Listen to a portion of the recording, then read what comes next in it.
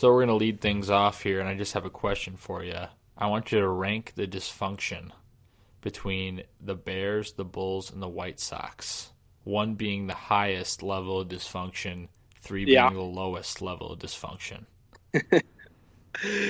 Well, I'm gonna have to take the Bears. First overall pick. 0-2.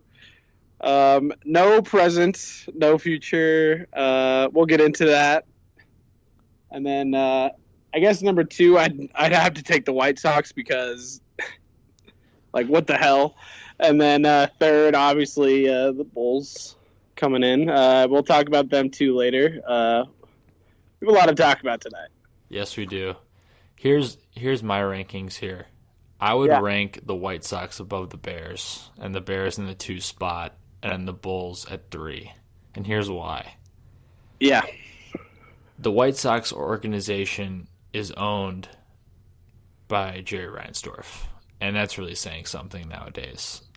Just the level of dysfunction overall between the Bulls and the White Sox is just at an all-time high, and I just don't see where the White Sox go from here except for a total rebuild. Yeah. The Bears, at least, they have some young talent in place.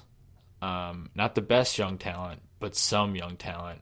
Yeah. And the Bulls, we'll talk about them later, but I think Well, they'll just have enough to get into the playoffs, possibly, if even. here's the thing with the White Sox. They are a pretty forgettable team overall.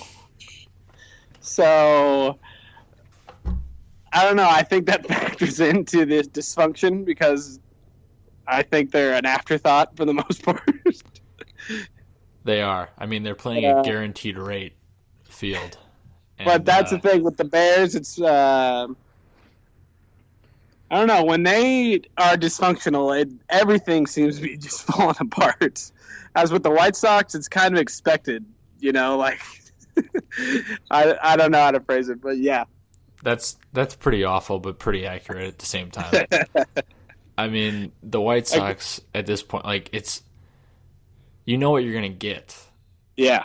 It's just dysfunction at its finest. They've gone through the same thing the last 2 years where they sign a bunch of guys in the offseason. There's a lot of promise, and then they just fall flat on their face. So Yeah, I mean, Ram Ventura, I hope for their sake it's his last season, and neither of us are White Sox fans, and I don't think we've ever really talked about the White Sox on this podcast. This is probably the first time, honestly. But I wanted to mention them in there just for the question, But I'm glad we got to talk about about the White Sox. Our South Side friends down there. I don't know, call them My friends. buddies. They're not your Jose buddies. Abreu. I don't mind Jose Abreu, but everyone else on that team is just kind of Adam Eaton. Don't even get me started on Adam Eaton. But, Spanky. oh gosh. All right, let's talk some Bears here. Last night was just Not dreadful. It was just I watched, just so you know, I watched the Bears game in my boss's backyard by a campfire with a little TV setup. It was a nice setup. And I was like, That's you know pretty nice. what? Monday Night Football, they could win, and it could be a good game. And I was watching with my boss's sons. Yeah. And when I was watching with them, they were up 7-6, I believe. And then the boys went to bed. And then it just all went downhill from there. It all fell apart. And I'm glad they didn't get to see that. I'm glad they did not get to see just the Yeah. downhill spiral that the Bears That's a went on. kind of situation where if you have kids, you cover their eyes or send them to bed. That's what It was happened. They got sent to bed right before Honestly, the bad this parts. This is one of the saddest I've ever been as a Bears fan, honestly. I'm at the point where you have to be real about it and be like, this team is just not good.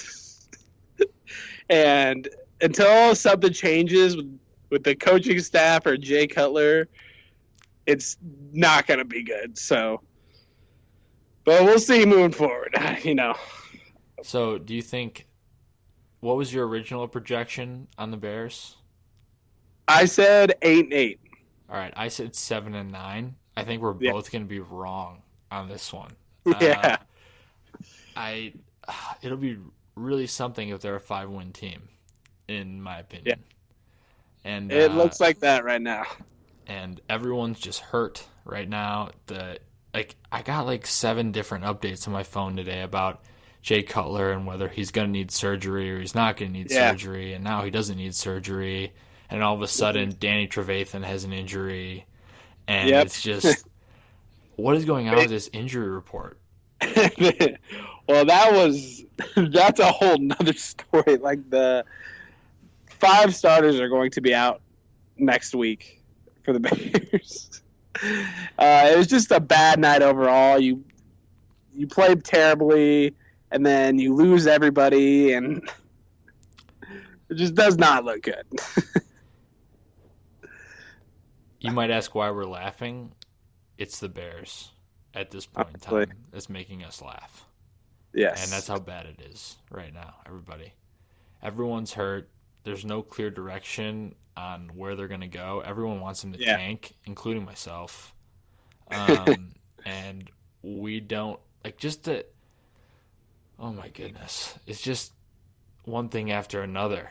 And it's just inconsistency on Jay Cutler's part. I mean, you and I have been somewhat Jay Cutler supporters over the years, and we've been Yes, we have. we've been telling everybody, like, listen, he's not as bad as people think. I came to a realization last night. He's just extremely inconsistent, and you never know what you're going to get. And moving forward, that's not going to get the job done at all. Oh yeah. He has a lot of problems with his game. He fumbles all of the time. He's had, I think Chris Collinsworth said a stat that he has like 85 fumbles and like since he got to the Bears or something like that, or maybe his full career, which is crazy. Like that's so many fumbles, and yeah, he just makes terrible decisions and all that jazz that you've heard forever. You know, he does have good qualities, and I think when you're arguing about Jay Cutler, you got to come for Bears fans. At the time, there wasn't a lot of options out there if they didn't sign Jay Cutler. Mm-hmm. Like if they tried to go elsewhere, they might not have. They would have had to go with a lower grade quarterback instead. But it's about time that we move on. It's looking like the last season Chicago for Cutler. I mean, absolutely, I agree with you 100%. Yeah. But on the Philadelphia side, I was pretty impressed with Carson Wentz. He seems pretty under control. He knows his offense. They ran a lot of very interesting sets and plays, especially on the goal line. A lot of interesting stuff on offense, and I think he's going to succeed. I think Philadelphia finally has his quarterback here. Yeah, definitely. So that was somewhat fun to watch. Yeah. The funny thing is, you know, I don't know if you saw the report, but the Browns, they passed on him because they didn't see him as a top 20 quarterback. Oh, my God. Well, that's the Browns for you. That's the Browns. So that's why they are the Browns. But, yeah, he looks really good. He's good under pressure. Has really good technique and strong. Not a particularly strong arm, but I like what I've seen so far. So, I mean, I'm saying like it's the Browns, but we could easily be saying it's the Bears at this point because we're basically on the same page, even though we don't want to admit it. I just thought about it. I thought about this on Monday or last night. Like, 2010 was 6 years ago now. Like, that's a long time now. But oh my gosh, man. They're in one of these situations where you don't know like how they're going to get out of this mess. Like, is it the ownership that's just hiring idiots to run their team, or is it just the coaching staff or the players? You know, there's not a lot of answers right now for the Bears, which is the problem. So here's a question for you. Let's say the Bears just tank and they get the number 1 overall pick. They take Watson with the number 1 overall pick, which would be great. and Cutler's gone. Do you give John Fox a chance with him? Or do you say, let's just turn over the regime 100% and go from here? All right, my answer might be different than what the actual management thinks. And it probably depends on how the Bears finish the season too. But say they get a top pick, I would think they would move on Fox, go with more like an offensive-minded guy. But I don't know. I feel like Fox is, I don't know, management I don't think would move on from him so easily, even after a bad season, because he might stick to the rebuild. But I would hope they would fire him and move on to another coach, personally. I don't know about you. I mean, I don't really know what to make of John Fox. Yeah. Because he's an old school guy. He likes to run the football. And in my opinion, they don't even have their best running back in the game half the time. And that's Jordan Howard. It's my opinion. I think Jordan Howard is better than Jeremy Langford. And I think in the coming weeks, a bright spot of all this mess is that young players can get some reps. And I think Leonard Floyd will get a lot more playing time. I mean, he's been getting a lot of playing time to begin with, and we know he struggles at the point of attack. We know he's thin. But, I mean, this could be an opportunity for young players to really step up. But I think you just kind of got to move on, especially if you draft number 1. I mean, we're getting way ahead of ourselves. Yeah. And we're going into week 3. I know. There's a lot of time left. And just because, I said this. We're saying all this now, but I bet the Bears come out and win on Sunday Night Football this week. Against Dak Prescott? Against Dak Prescott. I kind of have that feeling. It's one of these years where we're like, they're the games we think they're gonna win, they lose, and the games we think they're gonna lose, they win. One of those, like a fake rally type of thing, fake Bears rally. Yeah, we'll get a big win, but we'll lose a bunch of games we're supposed to lose or supposed to win. Well, I just hope they kind of tank. But let's move on to some more football stuff because I've been really enjoying the NFL so far this year. And been surprised by the Vikings and how they beat Green Bay. And in that game particularly, I watched, and Aaron Rodgers did not look great. A lot of people are talking about his lack of preseason play. And, I mean, it's the preseason. And just him getting lack of reps, I think is having some sort of effect. I don't know what your thoughts on that are. I mean, he's one of the best, if not the best, quarterback in the league. Yeah. But he looked kind of rusty. And if you can't beat a team led by Sam Bradford and not having Adrian Peterson in there, that's saying something, I think. Yeah. But no, he's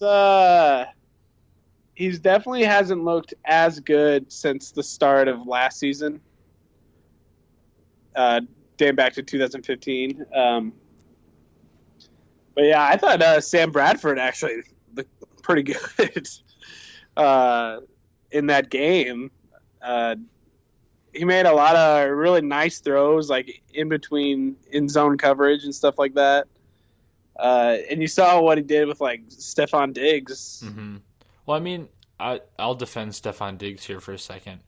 Yeah, he was up and coming last season.